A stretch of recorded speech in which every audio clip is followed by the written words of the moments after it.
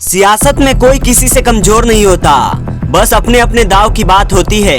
कभी बिहार की सियासत में हासिल पर चली गई कांग्रेस पार्टी आज राजद को आंखें दिखाने में जुटी है।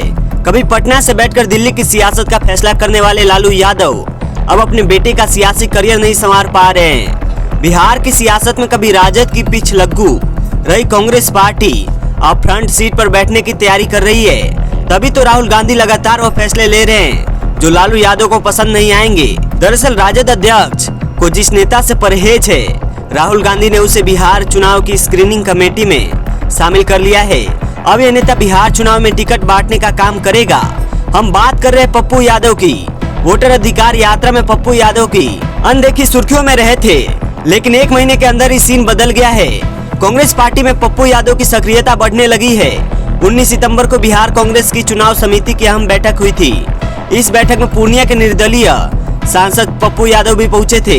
कांग्रेस पार्टी के चुनाव समिति की मीटिंग में पप्पू यादव के आने से एक बात तो साफ है कि कांग्रेस पार्टी इस बार सीमांचल पर फोकस किए हुए है और इस इलाके की ज्यादा से ज्यादा सीटों पर चुनाव लड़ने की कोशिश करेगी।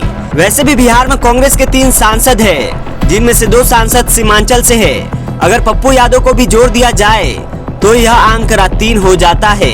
पप्पू यादव की कांग्रेस में सक्रियता से सियासी पारा चढ़ गया है। सियासी गलियारों में चर्चा है कि जो काम लोकसभा चुनाव में राजद ने किया था, विधानसभा चुनाव में राहुल गांधी भी वही काम कर रहे हैं। सियासी जानकारों का कहना है कि लोकसभा चुनाव में राहुल गांधी पीएम पद के दावेदार थे, लिहाजा सभी क्षेत्रीय दलों को साधना उनकी मजबूरी थी।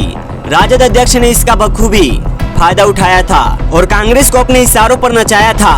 लालू यादव ने सीट शेयरिंग से लेकर कांग्रेस में टिकट वितरण तक में अपना हस्तक्षेप किया था।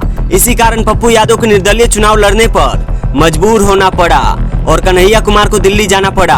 विधानसभा चुनाव में कांग्रेस के पास खोने को कुछ नहीं है, लेकिन तेजस्वी का बहुत कुछ बिगड़ जाएगा।